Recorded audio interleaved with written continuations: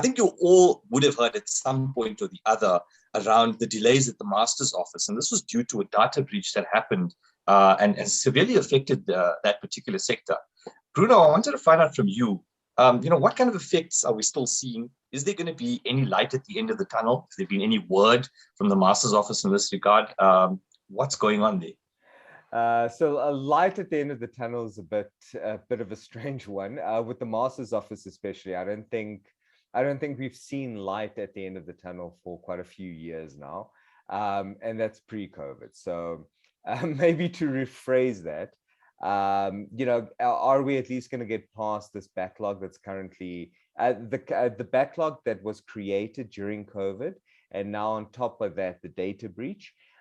We don't know yet. So a lot of the departments have kept very quiet about this. So there's been some engagements, certain questions that we've asked the master's office, especially from the trust perspective, the liquidations perspective, where we're trying to figure out, well, what is happening? When are the appointments going to be made? And initially their approach was to say they don't know. Then they started engaging a little bit more, giving us an idea that they are working on the problem, but there are no deadlines. And so how does this impact us? Look, the master's office, I suppose the reality with practitioners is the master's office never worked all that smoothly to begin with. So as practitioners, we've had to make concerted efforts to make things happen. So that actually hasn't changed. So fortunately, your practitioners, so like to all my clients, for example, that have trusts with Intergen, to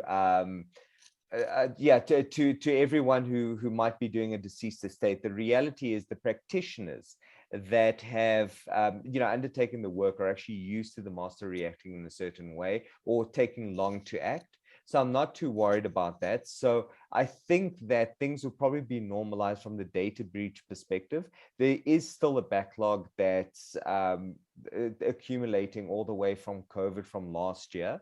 So the Joburg Master's Office, for example, up until this point, we haven't actually been able to utilize them or to register any trust with them. We've been going to other areas.